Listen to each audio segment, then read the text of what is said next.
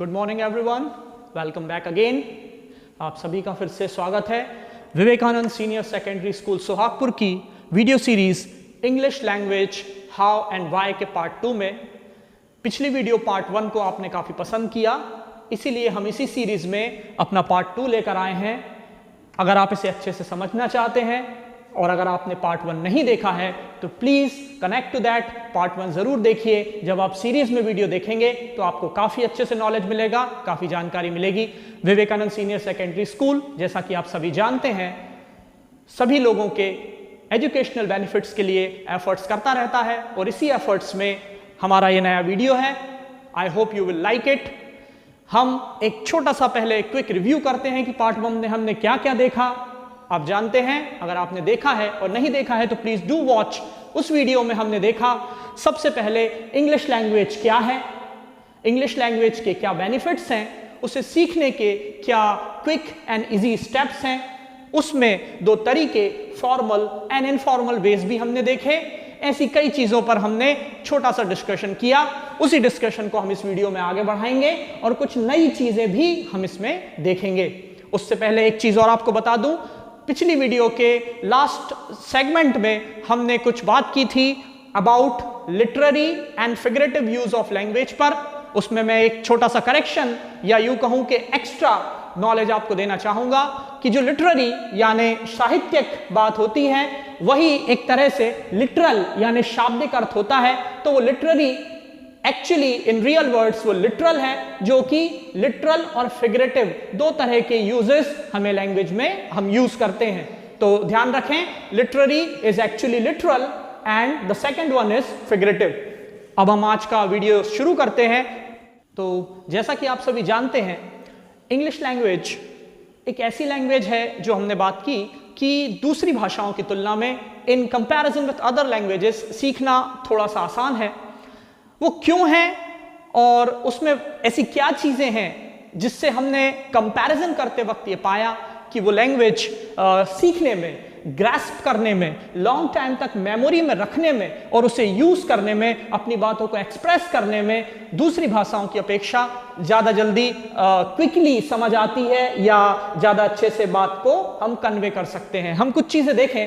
हमने पिछले वीडियो में बात की थी वर्ड पावर के बारे में, यानी आपके वोकैब्स, आपकी वोकैबुलरी जितनी ज्यादा अच्छी होगी उतना अच्छा आपका लैंग्वेज पर कमांड होगा, उतने अच्छे से आप अपनी बात को रख पाएंगे। आप सोचिए, अगर हम इस स्टेप वाइज स्टडी को ना करें, मान लीजिए हमने बात की थी कि वर्ड पावर के बाद टेंसेस यानी किसी भी लैंग्वेज के कंस्ट्रक्शन के वेज, जैसे इंग्लिश में सेंटेंस बनाने के लिए जो कंस्ट्रक्शन के वेज होते हैं, मान लीजिए सपोज वो हमें आते हैं, लेकिन हमें उस भाषा के शब्दों की अच्छी जानकारी नहीं है, तो आप सोचिए कि उस कंस्ट्रक्शन वे का अच्छा खासा नॉलेज होते हुए भी we will be unable to make perfect sentences, we will be unable to express our actual feelings और व्हाटएवर वी वांट टू से।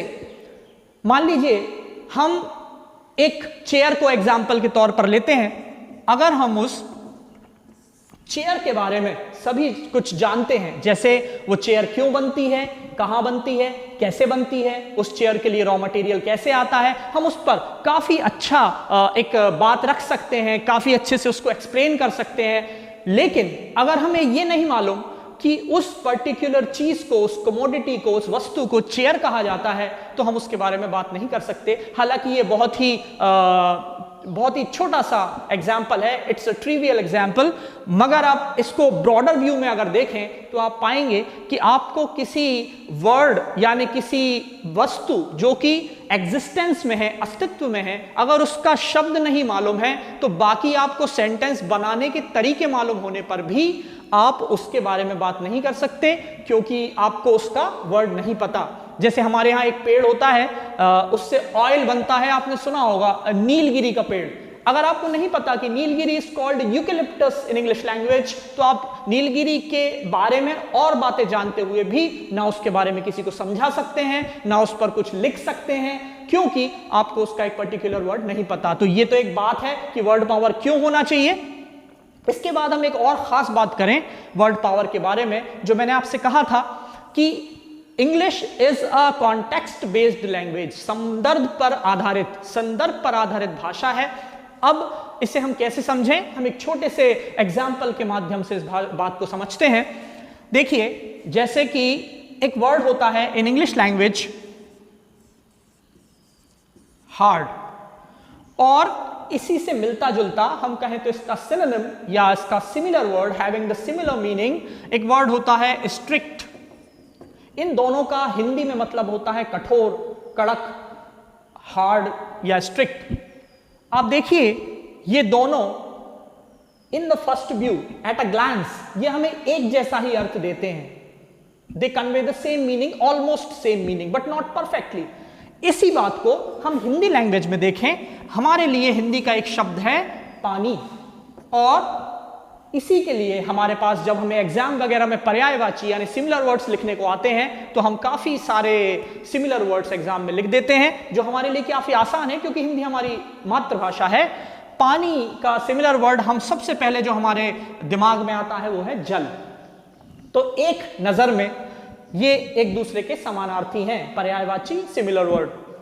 पर अब जब if we look deep into it, if we go deeper into it, we will find a very astonishing thing. हम बहुत ही अलग और special चीज पाते हैं कि जिन शब्दों को अब तक हम पर्यायवाची शब्द पढ़ते आए हैं वो एक ही तरह से हर जगह हर समय प्रयोग नहीं किए जा सकते, यूज नहीं किए जा सकते। जैसे आप देखिए, अगर हम बात करें पानी की, पानी का इंग्लिश में हम अर्थ देखें तो यह होगा ऑल टाइप्स ऑफ वाटर, यानी अगर पानी गंदा हो या साफ हो तब भी वो पानी कहलाएगा।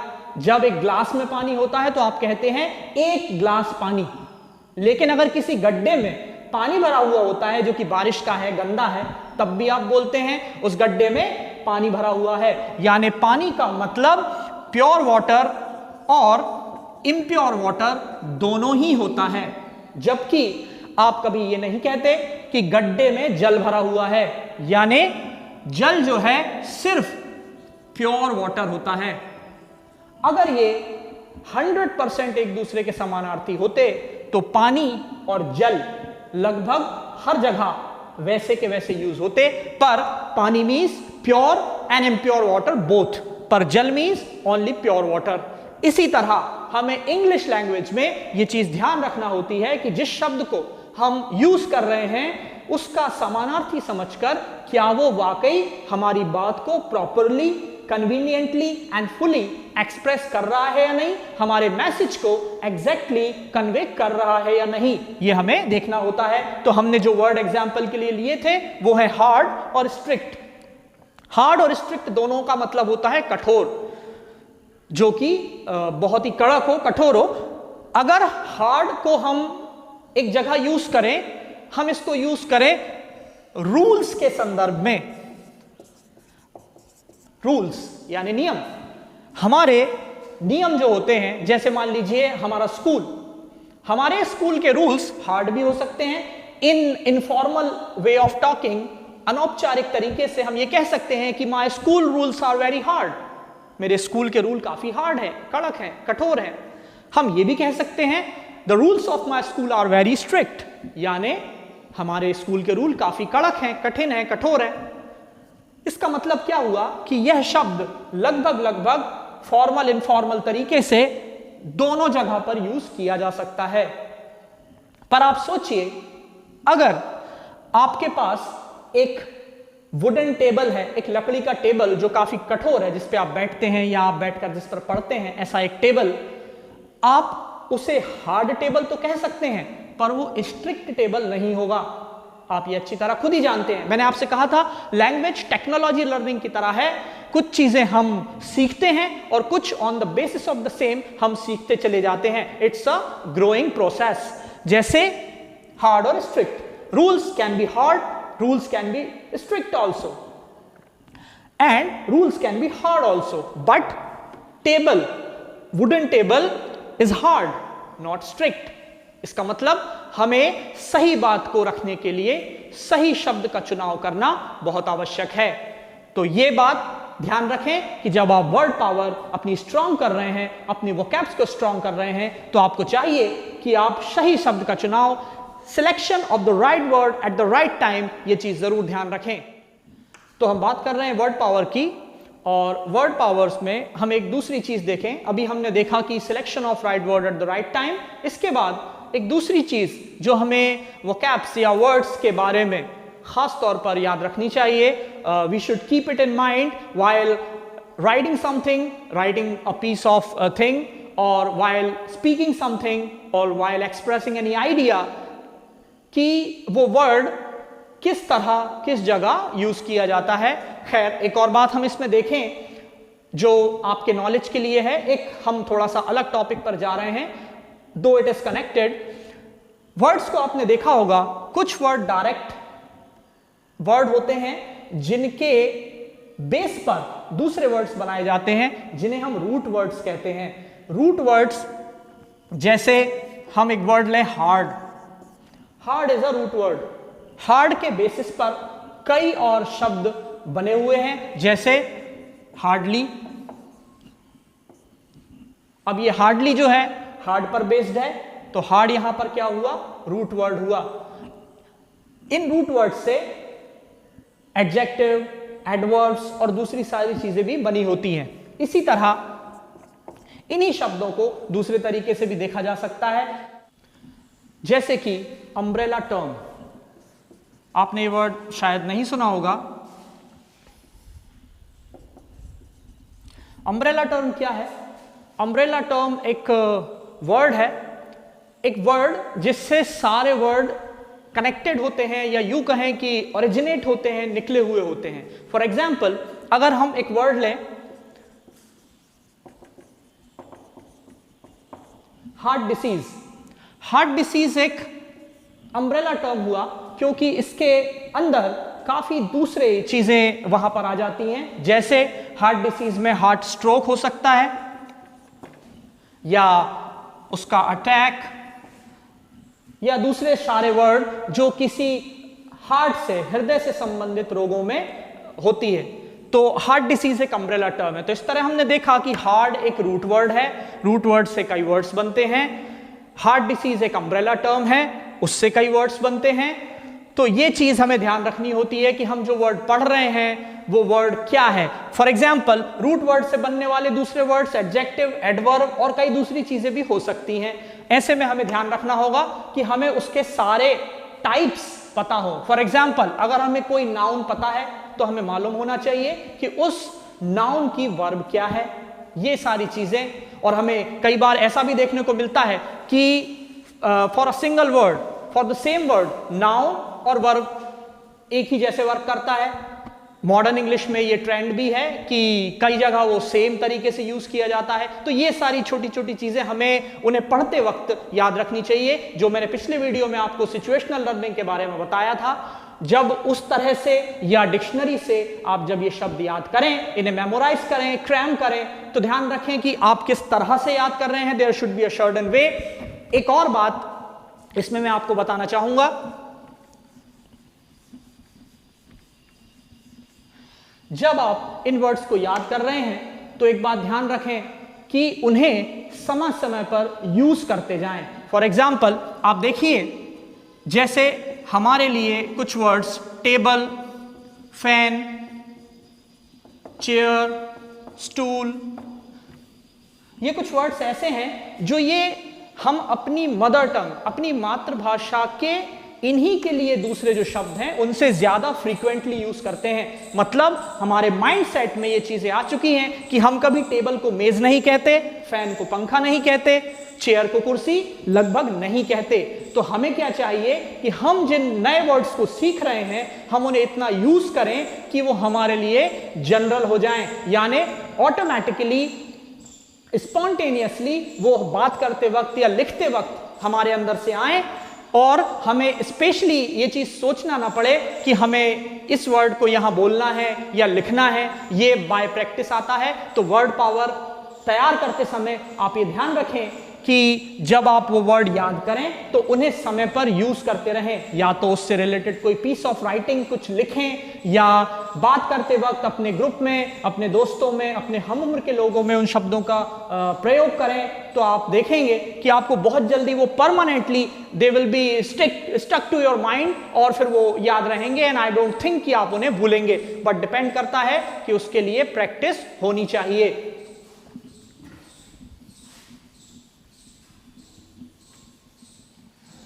इसी के बाद वर्ड्स याद करने की ही बात को हम थोड़ा आगे बढ़ाएं और एक और छोटी सी बात हम देखें कि जब हम वर्ड्स को याद करें तो हो सके तो हम फील्ड वाइज वर्ड्स को याद करें। फील्ड वाइज वर्ड्स याद करने से यह फायदा होता है कि हम प्रैक्टिस इजीली कर पाते हैं और वो हमें लॉन्ग टाइम तक याद रहते हैं। फॉर एग्जाम्पल, आप स्कूल गोइंग स्टूडेंट्स हैं या कॉलेज गोइंग, तो आप कोशिश करें कि पहले आप एक एजुकेशनल इंस्टीट्यूशन या ऑर्गेनाइजेशन से रिलेटेड सारे वर्ड्स याद करें जो उनमें अक्सर फ्रीक्वेंटली यूज किए जाते हैं। इससे आपको एक कनेक्टिविटी, एक सिचुएशन मिलेगी उन्हें याद रखने के लिए, और वो लॉन्ग टाइम तक आपको याद रहेंगे। जैसे आप स्कूल या कॉलेज गोइंग स्टूडेंट हैं तो fees structure, study material, reimbursement, इस तरह के कई वर्ड्स हैं जो स्पेशली इसी कॉन्टेक्स्ट में यूज होते हैं। आप उन्हें याद करें फील्ड वाइज तो आपको याद रहेंगे। For girls and for those who are connected to working of this kitchen work, or we can say food preparation, इस तरह की चीजों से जुड़े हुए हैं, वो किचन यूटेंसिल्स और किचन से रिलेटेड चीजें और सारी सामग्रियों के नाम वो पहले एक सीरीज वाइज याद कर सकते हैं। जो कुछ और आगे जाके किसी डॉक्टर वाली फील्ड में, मेडिकल फील्ड में आगे जा रहे हैं, वो शुरुआत कर सकते हैं मेडिकल टर्म्स से। मेडिकल टर्म्स हालांकि थोड़ी टिपिकल होती हैं, जैसे हमारे लिए आई स्पेशलिस्ट, आंख का विशेषज्ञ जो होता है, वो एक बहुत सिंपल वर्ड है। हमने हिंदी से उसको अंग्रेजी भाषा में अनुवाद कर लिया कि आंख के रोग का, नेत्र के रोग का विशेषज्ञ हमारे लिए आई स्पेशलिस्ट हो जाता है। पर मेडिकल टर्म में that person is called ophthalmologist. तो इस तरह से कई वर्ड्स हैं, वो थोड़े टिपिकल हैं, पर अगर आपको इंटरेस्ट है तो श्योरली आप याद कर सकते हैं। बस थोड़ा उन्हें यूज करते जाएं। शुरुआत में हिंदी इंग्लिश दोनों ही एक ही समय पर बोलें, जैसा मैं आपको इस वीडियो को समझाते वक्त कोशिश करता हूं कि मैं दोनों ही भाषाओं में अपनी बात को रखूं ताकि सभी तक ये पहुंचे, so that it can make a wider reach to the audience. तो ये आप कर सकते हैं, फील्ड वाइज वर्ड याद करें। तो ये बात तो हुई वर्ड पावर बढ़ाने की या वर्ड्स को यूज करने की। इसके बाद अब हम बात करें वर्ड्स के टाइप्स की। उसमें हम एक ही चीज आज समझेंगे, बाकी अगले वीडियो के पार्ट में देखा जाएगा। और हाँ, ध्यान रखें, इस चैनल को सब्सक्राइब करें और इसके दूसरे कनेक्टिंग चीजें देखते रहें ताकि आपको बहुत जल्दी ये सारा मटेरियल ग्रास्प हो, एब्जॉर्ब हो। हमने एक चीज और देखी होगी कि ये रूट वर्ड्स जो अभी हमने देखे और अम्ब्रेला टर्म्स, इसके अलावा कुछ वर्ड्स ऐसे होते हैं जो किसी वे से क्रिएट किए गए हैं। उन वर्ड्स की हम एक सीरीज को देखें। उन वर्ड्स में हमें क्या क्या मिलते हैं, जैसे उन वर्ड्स में हमें मिलते हैं एब्रिविएशंस। इसी में दूसरे हमें मिलते हैं एक्रोनिम्स, और इसी में हमें एक और चीज मिलती है, contractions. Abbreviations, acronyms and contractions, ये हम जनरली कई बार एक ही अर्थ में इसको यूज होता हुआ देखते हैं या यूज करते हैं, पर ये सारे बेसिकली अलग अलग होते हैं। जैसे आप देखिए, जब हम किसी वर्ड के इनिशियल्स को लेकर अगर हम किसी शब्द को बना लेते हैं तो वो उसका एब्रिविएशन कहलाता है। इससे आप बहुत अच्छे से परिचित होंगे। You must be acquainted well with this term, with this thing. जैसे हम किसी डिग्री को लें, जैसे हम एक डिग्री लें MA, तो ये MA वर्ड कैसे बना है, पूरे वर्ड मास्टर ऑफ आर्ट्स के इनिशियल को लेकर मास्टर का M एंड आर्ट्स का A, मास्टर ऑफ आर्ट्स। या हम देखें PhD, डॉक्टरेट ऑफ फिलॉसफी, तो ये सारे शब्द उनके फर्स्ट लेटर को निकालकर बनाए गए हैं, ये कहलाते हैं एब्रिविएशन। इसके बाद हम देखें कि कुछ और वर्ड्स हैं, जैसे हम देखें नासा जो एक स्पेस एजेंसी है, और देखें इसरो, ये क्या है, आप जानते होंगे, स्पेस एजेंसीज हैं। इन्हें हम एब्रिविएशन नहीं कहते। कई जगह आपने पढ़ा होगा या आपको किसी ने पढ़ाया हो, तो ये थोड़ा सा अलग है, इसको आप बेटर तरीके से डीपली समझें। ये एक्रोनिम्स होते हैं क्योंकि ये इनिशियल्स को लेकर बनाए जरूर गए हैं, पर इनको इनिशियल्स से प्रोनाउंस नहीं किया जाता, लाइक द प्रीवियस वन, जैसे master of arts is MA, इस तरह से नहीं किया जाता है। हम इंडियन स्पेस रिसर्च ऑर्गेनाइजेशन को इसरो कहते हैं, ना कि ISRO। ज्यादातर आपने सुना होगा, तो हम डायरेक्ट वर्ड, उसको हिंदी में भी लिखा जाता है तो इसरो लिख दिया जाता है। तो इस तरह की चीजें, ये जो वर्ड्स होते हैं जो पूरे इसी तरह से प्रोनाउंस किए जाएं, ये एक्रोनिम्स कहलाते हैं। इसी क्रम में एक तीसरी चीज है कॉन्ट्रैक्शंस। कॉन्ट्रैक्शंस थोड़ा आसान है, इनसे मिलता जुलता है पर थोड़ा डिफरेंट है। आपने देखा होगा, खासकर ये सेंटेंस राइटिंग में सब्जेक्ट्स वगैरह को लिखने में बहुत यूज होता है। जैसे आपने देखा होगा, हम विल नॉट को लिख देते हैं वोंट, या कैन नॉट को लिख देते हैं कांट। तो ये कॉन्ट्रैक्शन है, ये स्पीकिंग में भी काफी काम आते हैं, बेटर कम्युनिकेशन में काफी काम आते हैं। तो ये एक चीज है जो आपको एक पर्टिकुलर हमने बात बताई। हालांकि ये एक बहुत छोटा सेगमेंट है, इसको हम आगे अगले वीडियोस में काफी अच्छे से पढ़ेंगे। सिर्फ एक जस्ट स्टार्टिंग देने के लिए आज हमने इसके बारे में चर्चा की। तो ध्यान रखें, एब्रिविएशंस, एक्रोनिम्स एंड कॉन्ट्रैक्शंस। सो दोस्तों, ये था वर्ड पावर, वोकैब सीखने, उन्हें यूज करने से रिलेटेड एक बात। अब हम आगे बढ़े और कुछ दूसरी चीजों पर लाइट डालें। आप देखिए, हमको एक पर्पस, एक एम सेट करने की भी जरूरत है। वो सेट करना इस तरह से है कि मान लीजिए जब हम अंग्रेजी सीखना शुरू करें, जब हम अपने बिगिनर्स लेवल पर हैं, तो हम देखें कि हमारा इंग्लिश सीखने का, इंग्लिश लर्निंग का बेसिक पर्पस क्या है। एक हम होता है जब हम स्टडी के लिए, यानी एग्जाम्स के लिए, टेस्ट्स के लिए, या किसी एंट्रेंस एग्जाम्स के लिए, इनके लिए इंग्लिश को तैयार करते हैं। जब वो सिर्फ एक क्वालिफाइंग सब्जेक्ट भी हो सकता है, या इस तरह का सब्जेक्ट हो सकता है कि हमें एक निश्चित सीमा तक मार्क्स लाने हैं, तो उस समय हम ध्यान रखें कि हमें इंग्लिश कैसे सीखना है। और अगर हम बेटर कम्युनिकेशन के लिए, किसी पर्टिकुलर टॉपिक्स पर डिबेट के लिए, या यूं ही अपनी पर्सनालिटी डेवलप करने, अपने कॉन्फिडेंस लेवल को रेस करने के लिए इंग्लिश सीख रहे हैं, तो वो एक कम्युनिकेशन वाले वे में आ जाता है। तो हम किस लिए, किस पर्पस के साथ सीख रहे हैं, वो हमें ध्यान रखें। तो उससे क्या होगा कि हमारा सीखने का जो अप्रोचिंग वे है वो बहुत सही रहेगा, वो सही चूज करना बहुत जरूरी है। इस पर हम एक छोटी सी चर्चा करते हैं। आप देखिए, जब हम किसी भी चीज को लिखने के लिए, स्पीच के लिए, या जो हमें लिखना है, एग्जाम्स देना है, उनके बारे में जब हम बात करें, तो हम एक सेंटेंस में, एक लैंग्वेज के सेंटेंस में क्या देखते हैं। जैसे हम इंग्लिश लैंग्वेज के सेंटेंसेस को 2 टाइप्स से देख सकते हैं। ये 2 टाइप्स क्या है? जब हम इसको ग्रामर, यानी उस भाषा के व्याकरण की तरह से देखें, तो हम पाएंगे कि हमें उसमें देखना होता है कि मान लीजिए हम एक सेंटेंस लिखें, we are going to have our brunch at 10:30 AM.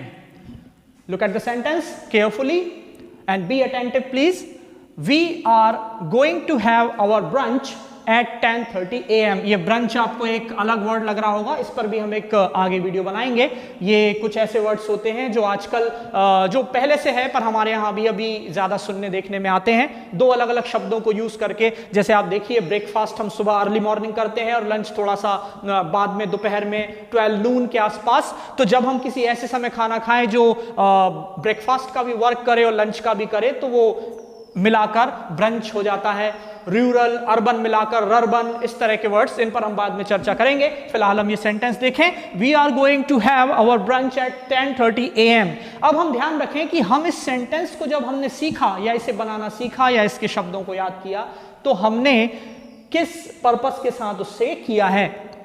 अगर हम इसे लिखने या ग्रामर के लिए सीखे हैं, तो आप देखिए कि हमें यह देखना होगा कि इन सेंटेंसेस में नाउन क्या है, प्रोनाउन क्या है, एडजेक्टिव क्या है, एडवर्ब्स क्या है और दूसरी चीजें, यानी इन शॉर्ट हम कहें तो पार्ट्स ऑफ स्पीच, जो कि वापस आप देखिए एक अम्ब्रेला टर्म हो गई कि पार्ट्स ऑफ स्पीच, और पार्ट्स ऑफ स्पीच के अंतर्गत काफी सारी चीजें हैं।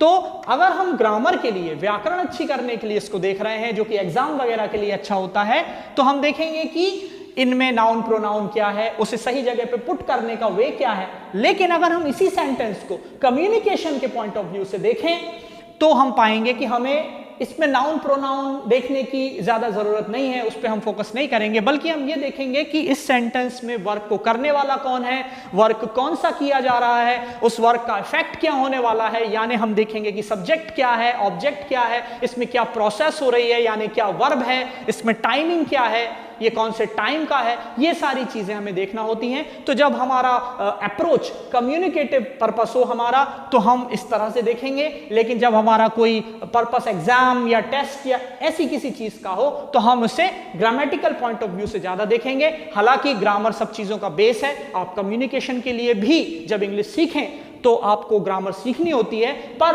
हमें उतना डीप उसको स्टडी नहीं करना पड़ता, बल्कि बस इतना बेसिक हमें क्लियर हो जाए कि हम उसे कम्युनिकेशन में सही तरीके से ला सकें। Thank you very much for today's video.